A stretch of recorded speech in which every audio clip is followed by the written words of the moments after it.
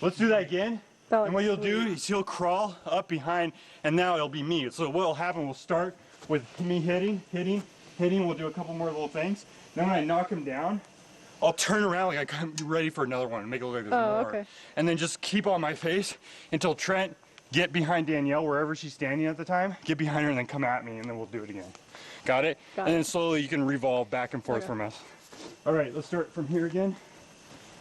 Christian has a different style of filming, really, than anybody else I've worked with. Really quick, dirty, and gritty. That's how we do it. It's fun stuff. He doesn't have the whole, gung-ho professionalism to it. It's more like if Hollywood is the regular army, then Christian's just a random guy waging guerrilla warfare on Hollywood.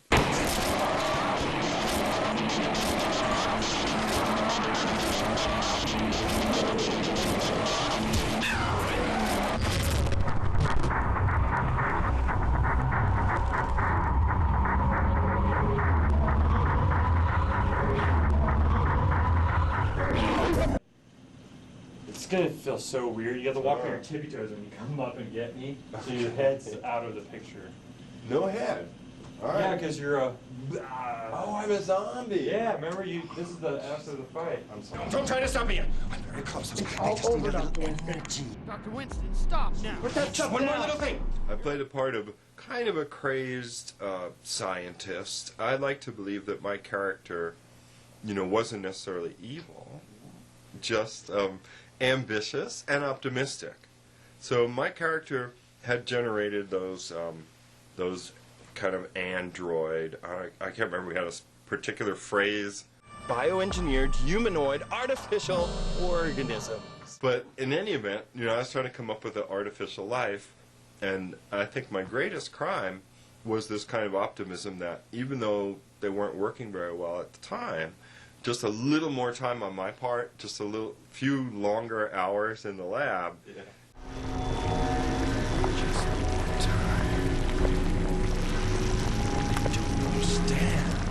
And some of these kinks that they were exhibiting, like murderous tendencies or that kind of thing.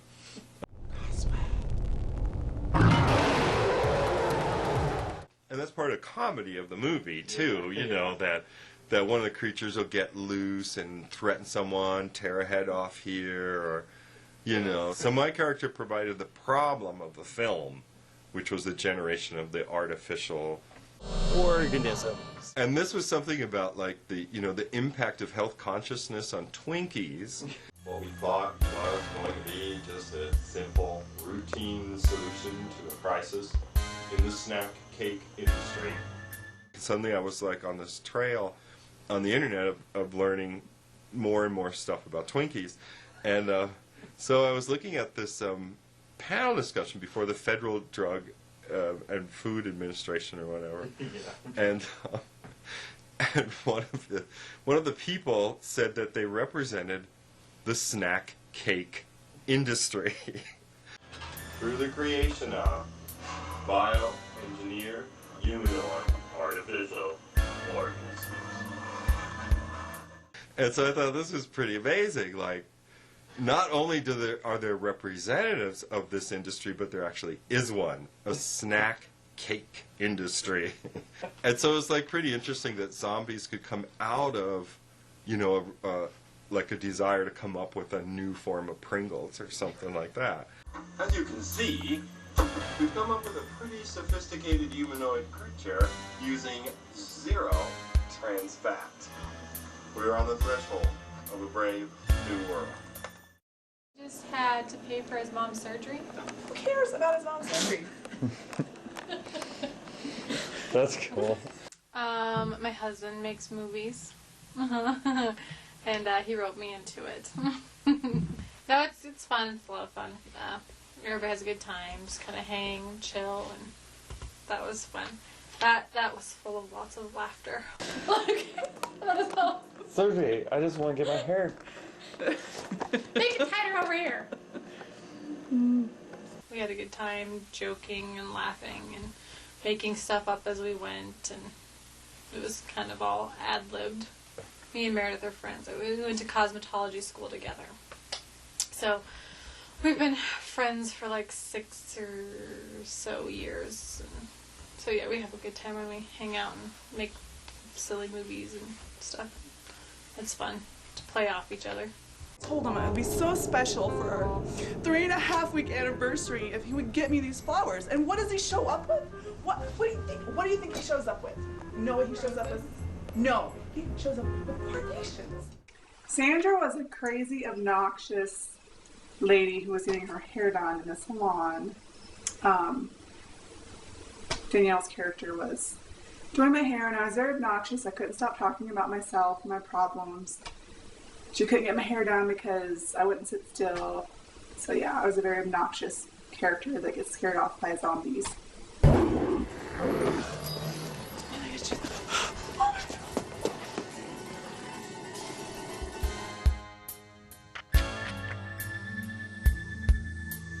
It's dead.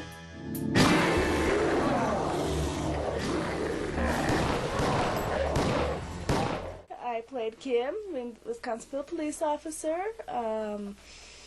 I also played a few other background characters like lab techs running here and there and all over the place and going crazy. But we're being chased by zombies. What do you expect? You know, I had a blast. This is my first movie ever done, so it was a lot of fun. It was a totally new experience, something I haven't ever done before. I got to bring Sammy a few times, and she had a blast. She thought that was one of the neatest things.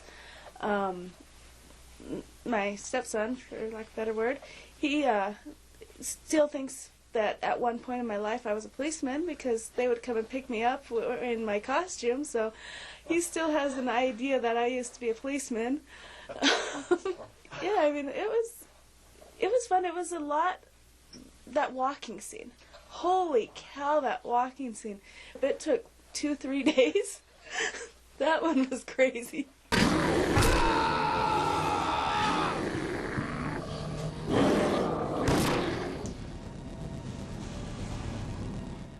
Okay, my character, Phil, he was a local small-town sheriff who just seemed to be a lonely guy looking for a girl and trying to protect the people of the town and just do right by everyone.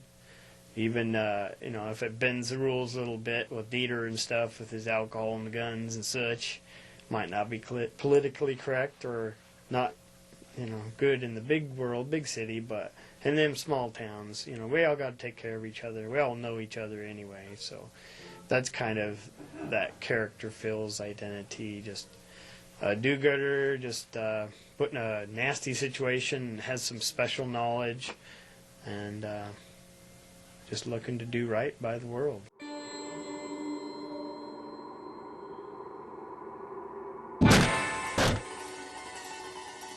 Philip! I play Mason in the film. I've known Christian for 5 or 6 years now. I'm also an independent filmmaker on my own. I've made The Prometheus Incident and the critically acclaimed Capeman series. I also play a lab technician at the beginning who gets killed by one of the humanoids. In the video with Dr. Winston showing off, I'm one of the humanoids who's trained to do various tasks like lifting boxes. There's that. I was also various humanoids. I was Scissorface, and we like to call that the Hot Fudge Sundae monster. Also, what was great about it was when you see in the actual film, when you see the look of horror in the monster's eyes when he's down on the ground melting, I couldn't breathe. So that was not acting. I'm not that good. You guys, look out!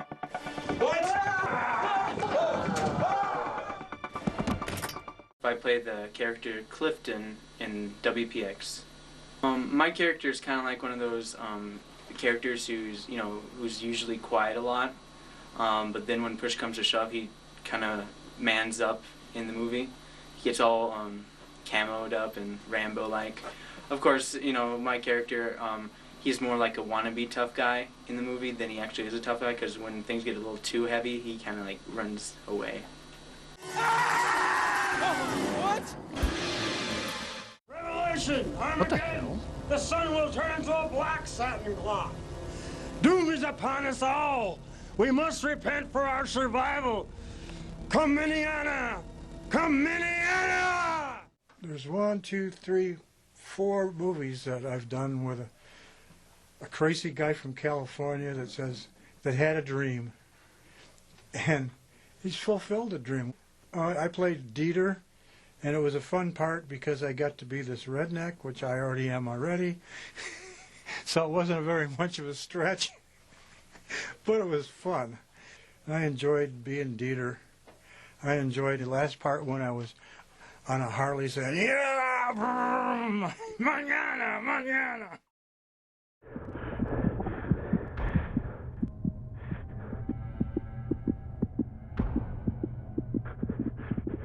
If you look my name up in the phone book, it'll say Lab Guy number 2, but I played Kurt Scrivseth in the film.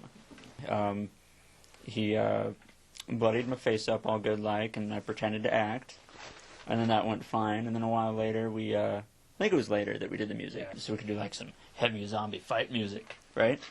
Right. So, 80s power metal.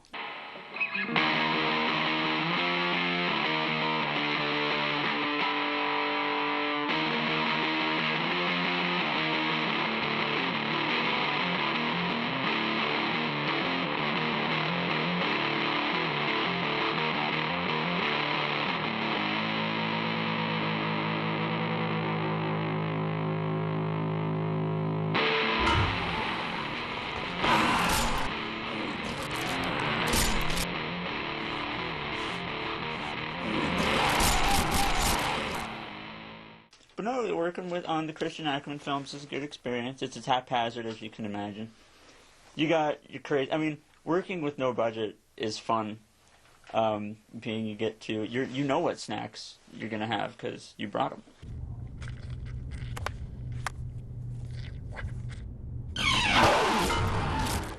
I'm kind of the test case, I guess, to show what could happen to the heroes of the movie if they don't win, I don't last a whole very much in the film, but I was just thrilled to do it anyway. When I first came on to WPX, it had a different ending than it does now, and I was brought in to kind of explain things at the end. I was brought in as a scientist, and we filmed this. We started photography on it, and then Christian decided that it was going to go in a different direction, and the piece ultimately got cut. You know, it's fully understandable. I mean, he came up with a better ending, and that it needs to happen. You go for the best story that you can. Hopefully, it was my talent. I kind of have a hard time believing that, but or maybe he just felt sorry for me and he offered me the part of the scientist in the beginning. So that's where it ended up. And even though I don't make it to the end of the movie, that's fine too. I don't care. Christian's a lot of fun to work with, and I was just happy to be in any of his productions.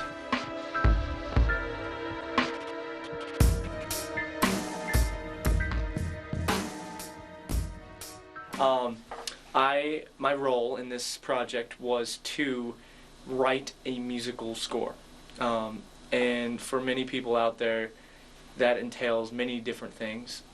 Everybody has their own independent style and methods for writing music in general. I personally enjoy writing for cinema, so any opportunity I have for writing, for movies, TV shows, anything visual with like a visual aid is great. And so yeah, that was what my role was. And I really like just writing the music because I do have this acting kind of dream to a certain extent, but when you get down to it, if I could really do what I wanted to do as a career, it would be writing music for cinema. Why in the name of God, if there were monsters and mayhem running around in Wisconsinville, didn't anybody try to call for reinforcements, the National Guard, something? It's a blast. Christian's just a a lot of fun to work with. He's not very demanding. He loves what he's doing, and the people that work with him all enjoy working with him. So I'll work on as many films as he'd like to. And I got to play the role of a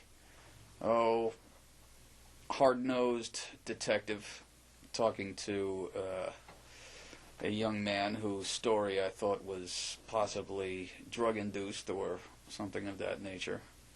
And it was fun to be able to kind of pull that smart aleck thing out, because I don't think I really tapped into the outside. I think that was a little part of me coming out there. Well, I'll tell you, I want to be a transvestite. Wrong movie.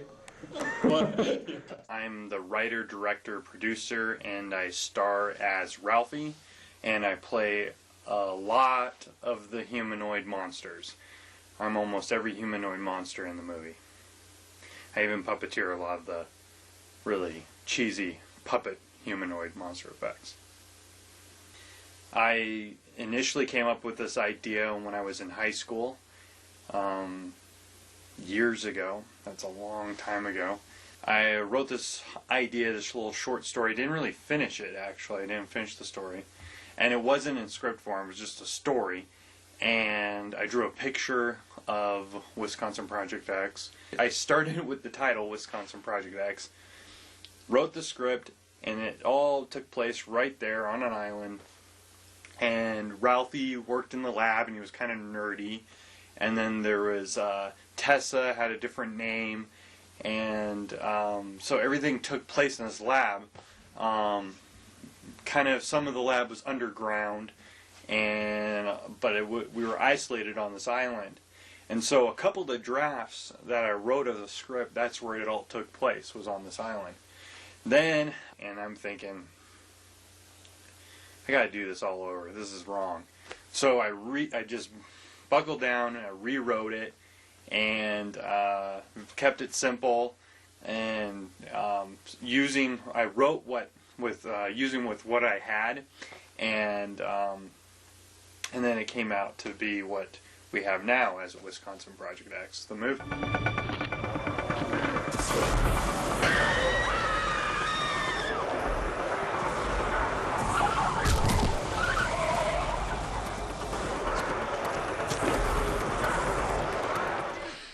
Okay, well, as far as low-budget filmmaking, it can be a real experience when you, because you're compressed for time, and a lot of times you're kind of flying by the seat of your pants as far as script-wise. You might have an outline, or you may even have a script, and then filmmaking is such a collaborative effort. Once you get on the set, you utilize the talent that you have. This type of filmmaking is really fun because it's low pressure. Not that I've been in a high pressure situation, so I wouldn't know what that's like. But sometimes I do imagine that. If you imagine that huge feature, and there's all these lights and specialized equipment, and there's this army of people seeing to it, and spending $50 million is a low budget Hollywood feature, $100 million. That you can have fun, but it probably takes a certain level of ignorance to have fun in that situation. So this type of filmmaking is really fun. You get to bond with people that I spent some time with, some of whom I never saw. So it's like a really an interesting way of piecing together time, too. Christian Ackerman's gift in the whole movie is, one, keep it moving forward. Like, the movie moves forward, there's not a lot of self-indulgent time. Two, it has a light sense of humor throughout the whole thing. So it has some horror aspects, it has parts that will shock and amaze you, and at the same time, you're in a kind of safe place. Like, it doesn't pick you up and then drop you on, like, the cold, evil void of life, and that's all there is. Like, shocks you, it picks you up, and then puts you gently back in the seat, and you're like, oh, okay, now we're going forward. And nothing, I know it's going to be kind of gruesome, but nothing I can't get over is going to happen in the movie. And it has this sort of lift to it that engages horror with an antidote of kind of light and hope all the time, and that's exactly how it ends. Oh, hey! Oh, it's Christian Ackerman, and right now we're on the set of Wisconsin Project X. We're in Wisconsinville, Montana.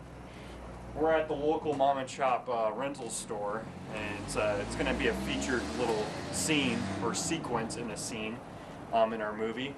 And Dave Mobley, our stuntman, is going to drive his own personal car into this wall, right into our storefront. So, Christian, I don't know how we decided I was going to drive my truck into the wall, but of course, when I heard this, I was very excited to do it. Take one!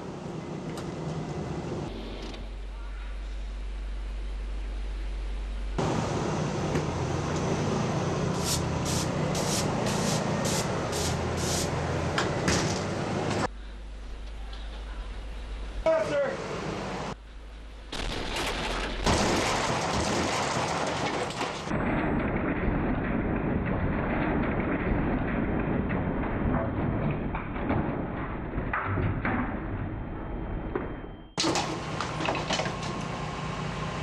It's just something as a man, especially growing up watching action movies and doing my own martial arts stunts and getting close to movies, just messing around with my friends half the time, martial arts wise.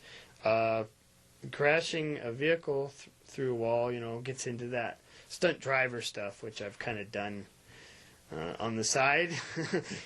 So I've been preparing for this all my life and never gone to an official academy to learn that stuff. So this little piece where I crashed through the wall, and they made the wall so nice looking, and you could even hear like crackling glass, and it just felt kind of cool to really not harm my truck, but utilize it. And my front bumper had my grill on, so I got to test that out a little bit. So, it was good on a lot of ways, and it got me into the stunt line of work with cars a little bit too. So I really liked that part.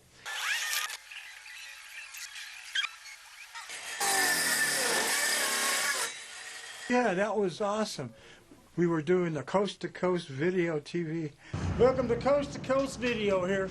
It's open from midnight till 6 in the morning for all you. Are you gonna go rent something? You want to rent a movie?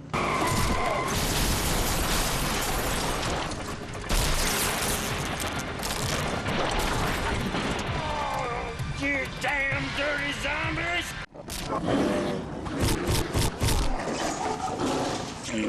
And I've been doing martial arts for about 25 years or so, creeping into the 30 mark. And it's a multifaceted system. I just call it attack response movement systems, just to name it something.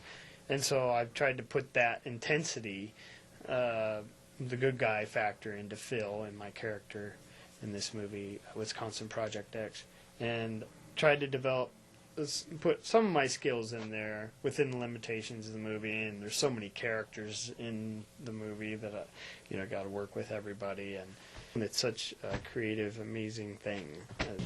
Let's stick it back in. Actually, action.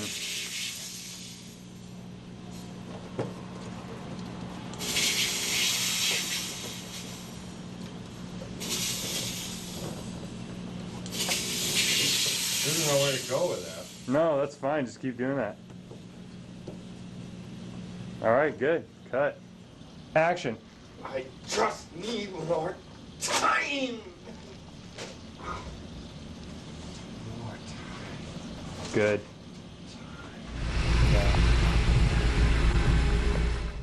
I don't know how it came about. I don't know if I asked him or he offered an idea. I don't know what happened, but Thomas is just like, he has it in here. He can think it and make it. And pretty much out of nothing. I mean, he's like using his parts from his studio, using his paint from his studio. He started working on his cabinet. He started describing it to me. I was like, oh, that looks cool. That sounds cool. And me, I thought, cool, it's just a basic little cabinet. So he gets the thing done. He shows me partially what it looks like done. And I'm looking at this thing, I'm like, wow, this looks amazing. Well, he gets it completely done, and I'm looking at this thing. Now he has it standing up. He has lights on it. He has this, tube with water running through it with a pump and blinking light and these parts. They used all recycled parts. The thing's made out of wood, but it looks like it's iron or metal. And there's metal rivets in it, and there's it looks like it's icy in there and everything. He painted it, and he also had this big, huge mannequin he bought and he put in there, and this big blue mannequin he painted, or I think it came blue, I don't know, stuck that in there. And then we hooked up a fog machine to it to add the effect, and it looked amazing. And the little rivets, the metal rivets, were these plastic googly eyes that you have, these little googly eyes that you can buy at an art store, and that's what he used as the rivets. And there's like some other pieces in there that were like PVC pipe and stuff like that. He made it big enough so we can actually walk inside, and actually on wheels. You can walk inside and this thing can close on you and you can be inside it. So Joel played it as when we were doing the cloning story still. So Joel was in there. So some parts where you see the humanoids kind of starting to change, but I cut before you can see it's Joel. And that's Joel in there. And then there's parts where it's like freaking out and the humanoids are breaking out of the cabinet, and that's me. And there's a part where the humanoid's all like melting, screaming. That's me in the beginning of the movie, and just with some computer generated effects on my face. So yeah, that was really cool how he did that.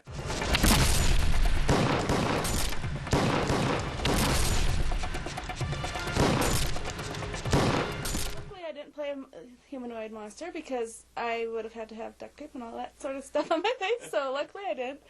But the few times I did act with some of them, I mean, they were not even close to finished, so they're just kind of way out there. Oh, I'm coming in. Hey, pretend he's coming after you. All right, what happened? Oh. That's fine. He's just wobbling around, hanging out of his mouth.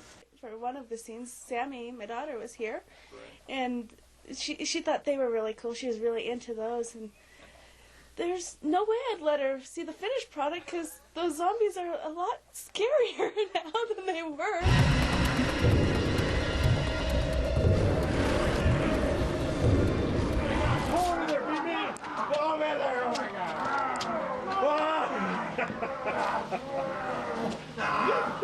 Well, and the very first day of shooting, we did some car action scenes as well. Well, the makeup process in the beginning was kind of just wore masks and white. It was pretty funny. There was a thing where we were just kind of wandering around.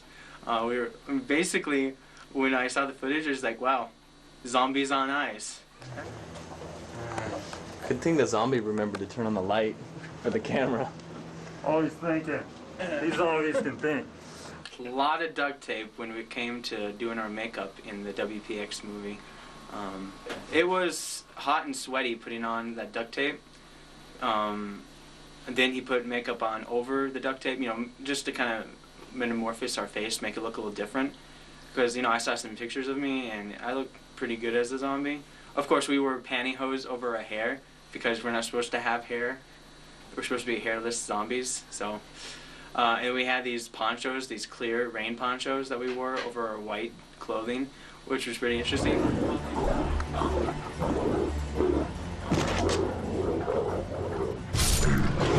Well, being a humanoid, it kind of sounds like a pain in the butt explaining it, but one thing you got to remember is with like a lot of horror and science fiction movies, makeup will take like 6 hours. But with Christian, there were actually two scissor faces.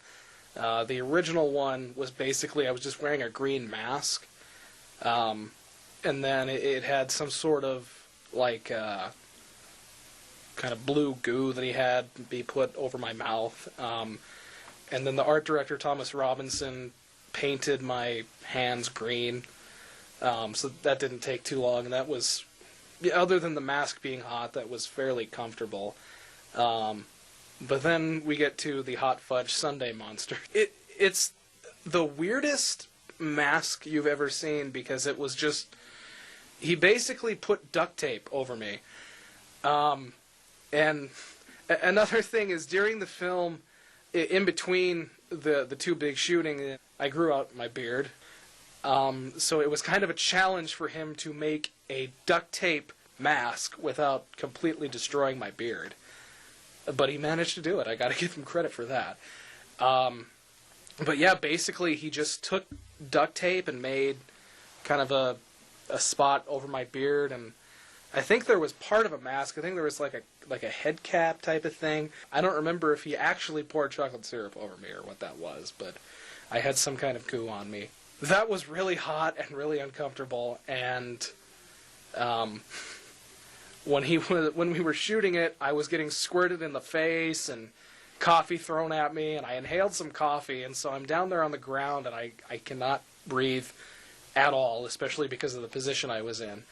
And, you know, being a human being and, you know, having to respirate, when I respirated, I breathed in this coffee stuff, which was actually a mix of baby powder, cocoa mix, and coffee, so it had kind of an, like an exploding look to it. So, yeah, that was wonderful.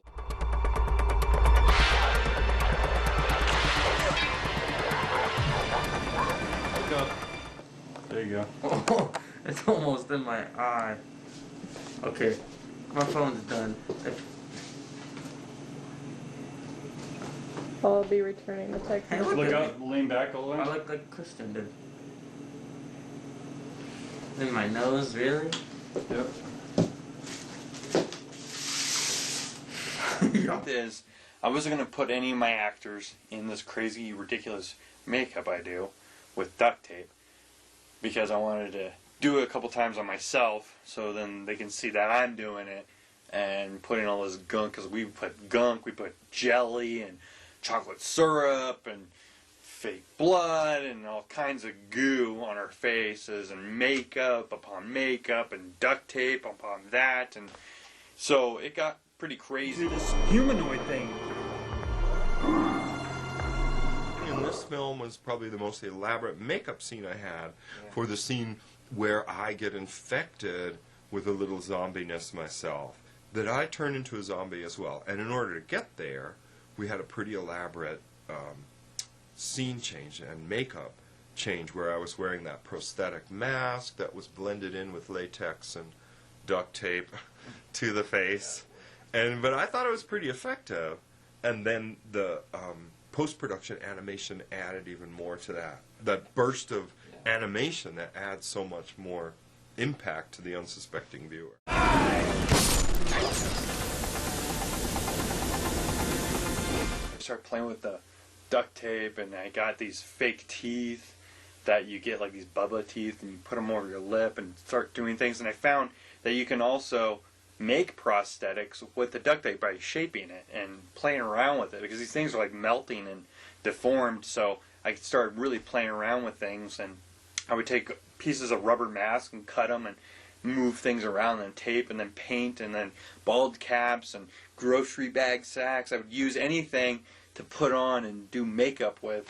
It started working really well. And then I would take rubber masks and I would add to them and take a hot glue gun and hot glue everything and paint it with spray paint and do all this kind of stuff, and add cardboard, literally cardboard, to, you know, elongate the jaw line and stuff like that, to add the teeth and stuff. And so I started doing that, and it started taking shape. Plus, I had some zombies or humanoid monsters that looked decent enough. There's a scene where Joel, Dr. Winston, is walking down the hallway, and he sees this guy he thinks is Cogswell. And he's all, Cogswell, Cogswell. And then the guy turns around, and it's not. It's this humanoid monster. And that's me. And I'm just turning around. I don't have anything on my face. I just turn around, making the look, you know, the face. And then in Photoshop, I freeze the frame, and I painted my face and made it look grotesque and morphed. And I was playing around with it, and I was really happy how that looked. And I got the scene kind of done, and I did keyframing, frame by frame, to make the face move with mine. And then I did some filters to it, and I got it kind of cut down with some creepy music, and I showed it to some friends, and they liked it. And I thought, okay, that's working. So I did a few humanoids in the movie are actually completely computer-generated face. Just really simple 2D Photoshop painted faces. And there's a scene where my dog Memphis, who in this one house, he rips apart a zombie. That zombie's me. So I had a combination of computer-generated zombies, rubber mask zombies, and prosthetic makeup zombies with the duct tape. So it had every element in there. And I like the real elements because then you see it and it's less work. Plus you can have more fun with it. And plus I just like seeing the cool stuff. I like seeing that's fake. I love it when it looks dumb and fake.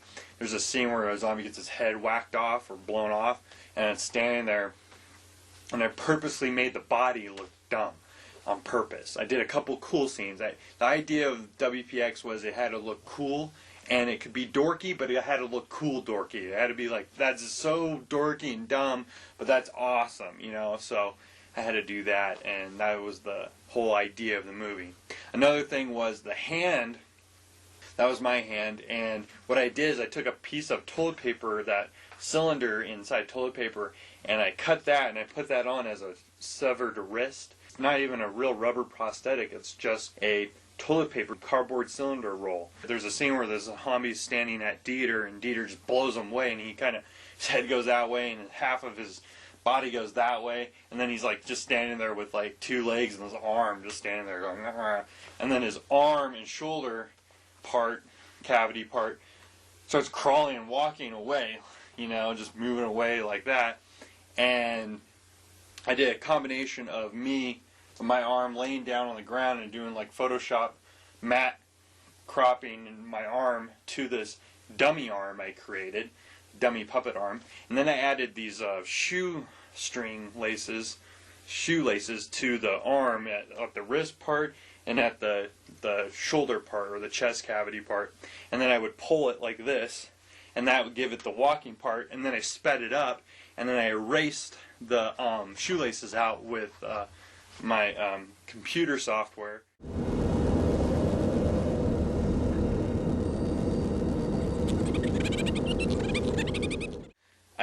I did that little arm sequence just because of that, because I'm a Sam Raimi fan, and they have things like that throughout all their movies, which is, they're great films. Also,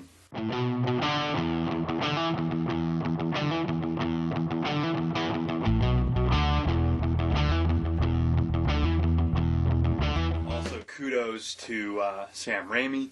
The coffee that kills the humanoids. The coffee is Raimi's coffee, and that was Thomas Robinson's idea, and he did that hand work. That's not printed. Every can you see in the movie is hand done by Thomas. That's what he did. And then we threw in one like a decaf one in there for the season. Oh yeah, mother heifer. Mother heifer, first time cow. A cow, a girl we cow. Gotta be careful about like bounces. I want to throw it good enough, but not too hard where it bounces. Yeah, I just want to see it go. Give me a good throw. That Christian made, it was like a metal pipe and then cardboard.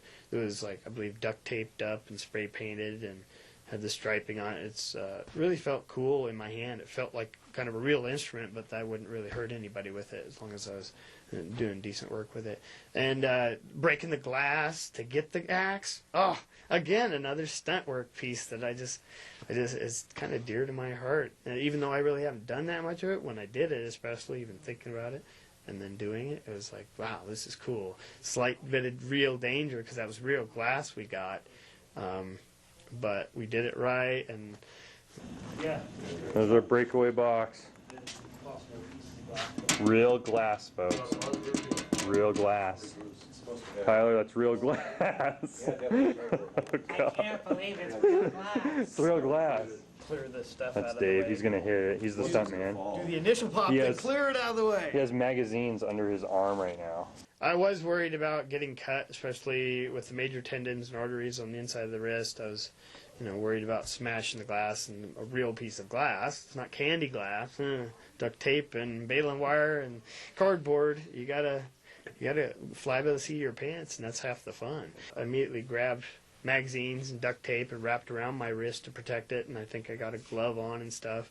So it still looks like it's just me and my hand as I was, but I tried to save myself because that could be a major problem there. But the excitement behind it is like, will it be a problem? This is cool, and it worked out good, which was even cooler. You guys, wait!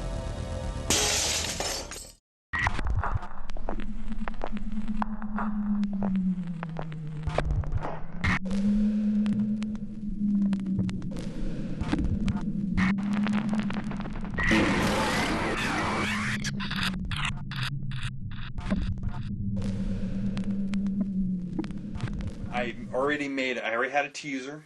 I had a trailer made, a trailer done.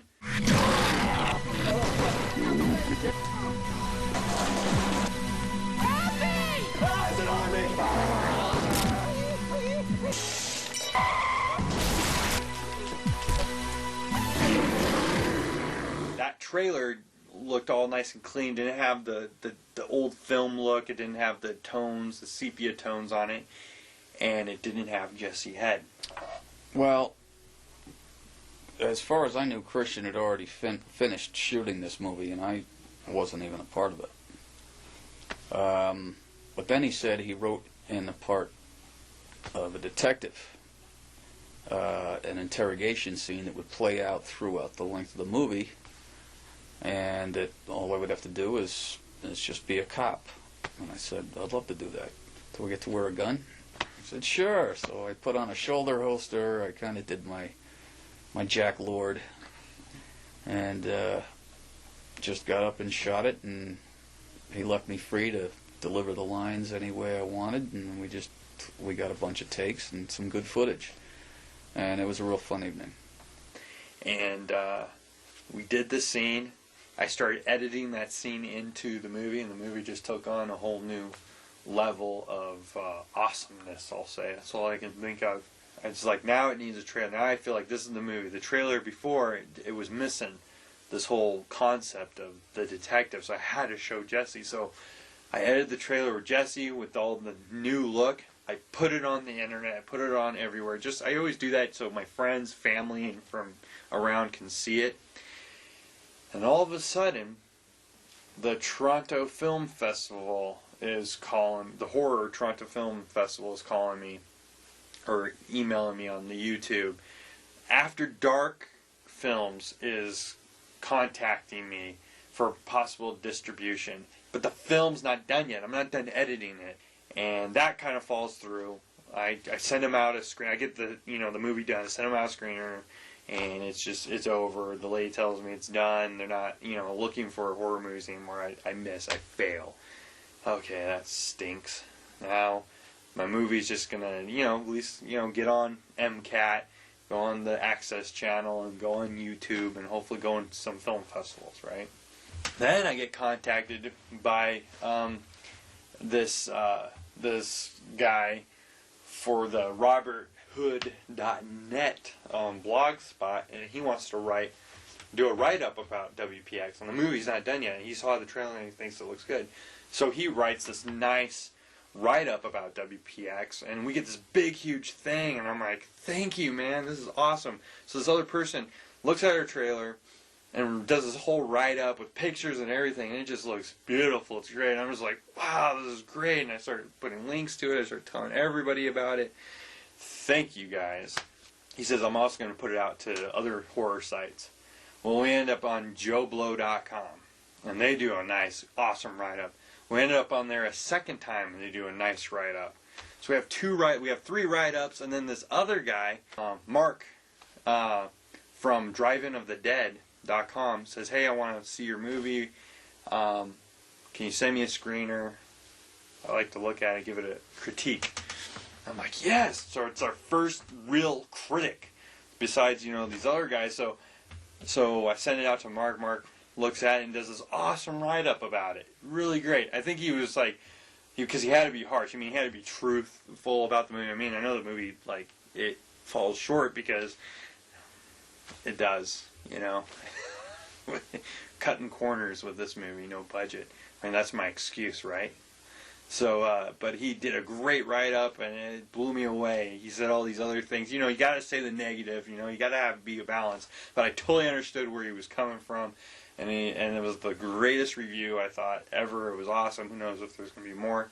But he wrote this great review. He put us on his site, and thank you, Mark. We also had a really good write-up by Ira in the Missoula Independent newspaper. I gave him a kind of a preview sampler of the movie. He did a nice write-up about our movie, and it was really cool.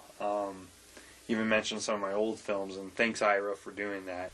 Well, I was very pleased, obviously, to find out that there was a huge response after I joined the team, which I'm not sure how to feel about that, but I got very excited that people were taking notice of not just the film, but the fact that I was in it.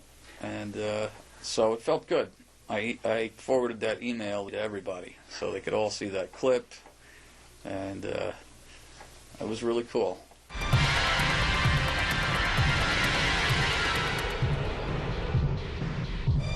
Well, then it comes down, we're sending movies out to distributors. I look up on the internet, just look, anything, because our After Dark Films distributor fell through. No more chance, right? So, kind of blessing in disguise, I guess. So I send out to 5 distributors. 3 of them contact me back, and they say, yes, we want to see your screener. Send it to us, and we'll take a look at it. So I sent them a screener, all fully packaged with stuff in it, like these cool envelopes, kind of give it a look. Send that out. Finally, Brain Damage Films contacts me. I don't know anything as I'm doing this interview. I don't know what's going to happen. As I'm talking, it might have fell through. Who knows? We're still going. Who knows how you're seeing this right now? But they are distributing us, and they said worldwide distribution. That's big to me. I don't care for Night at a Film Festival or what. That was the big thing. It was just amazing that happened. And finally, something happened. We got our movie out. It's going to be seen.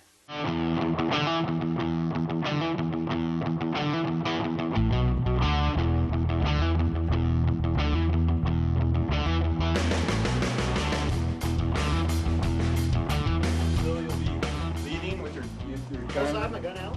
I don't know. Would you take your gun out? How would you do it? Well, if I almost got it. There, I already got the shot where it's stuck. Crap, what a That dirt look in my okay. Let me put face. that back. There's dirt in my eyes. Sorry. Okay. That looks sweet. What did I do to you? I have a bunch of dirt in my face.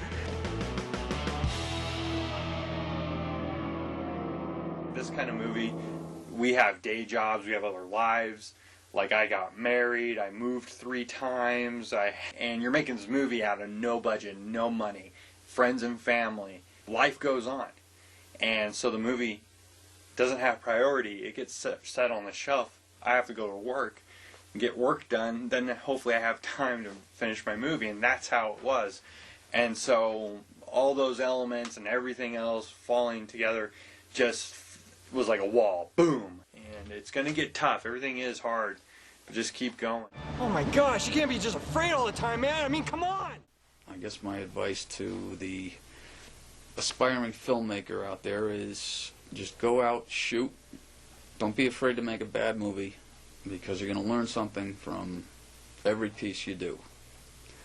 But with practice, you get to know what you're doing, and you figure out really easy and expensive ways to get the effects that you want. So don't think of in terms of what you can't do. Think in terms of how can we do it. Have fun.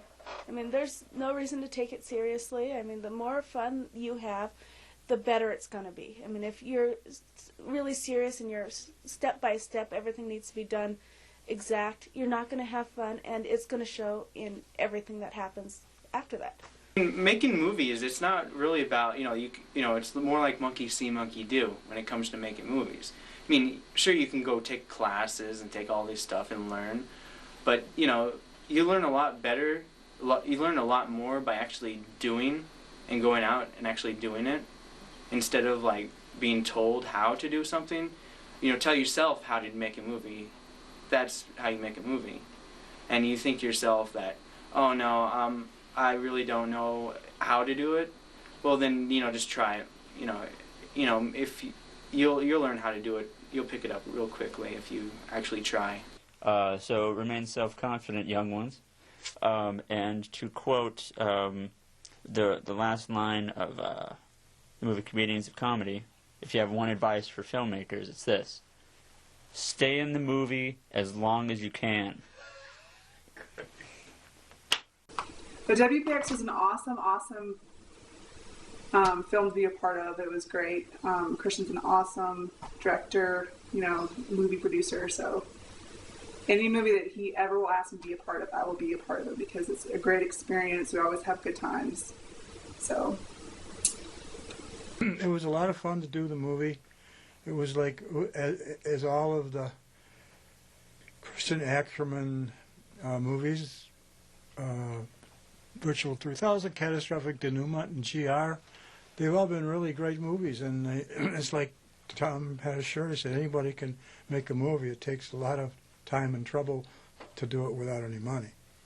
To the people watching this, I just want to say that when Christian says that this movie was made on no budget, he means no budget. I don't think he spent a penny on it. And just with how it turned out, how amazing it looks considering, really support this movie in any way you can. Get the word out there about it because Christian Ackerman is going to be the next Sam Raimi, mark my words. I hope this, gives other people inspiration that they don't have to have $1 million to make a movie and get started. Get this out on YouTube, get your face shown. Just, get out there and gather people together and just be a spirited, strong individual with a great creative ideas, and you too can make something out of your life that will hopefully benefit yourself and those around you. And what else can you hope for in life, really? I do have to say 2 simple words. Don't stop. Keep on trucking. Keep on pushing those projects. Keep on writing. Keep on doing whatever. Don't let anybody bring you down.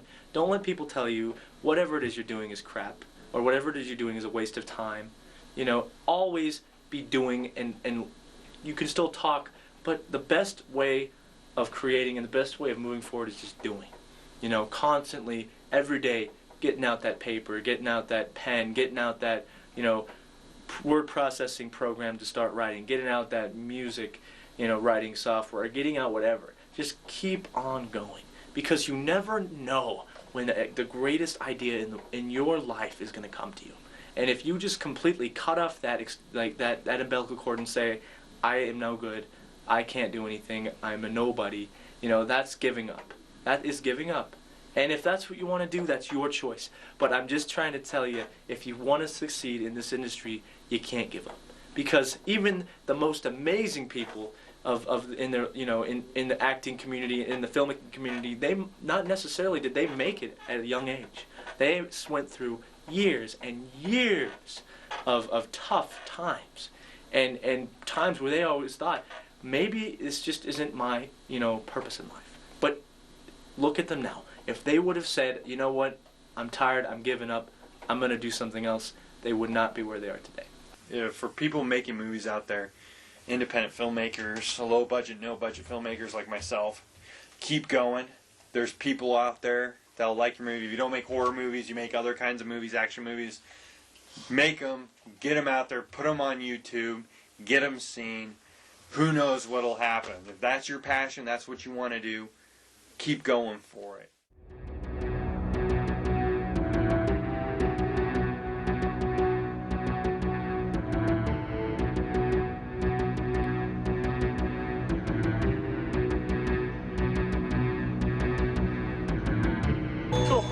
Wait, I gotta get this on camera. What happened?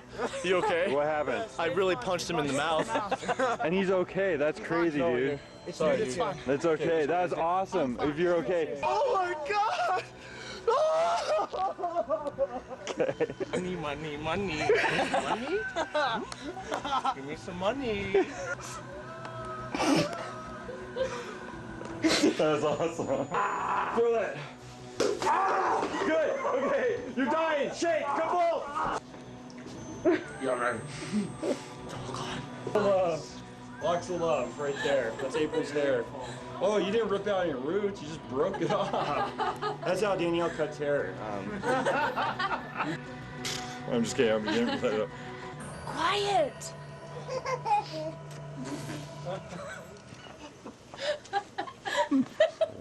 That's what happens on movie sets. Looking at Phil when she's doing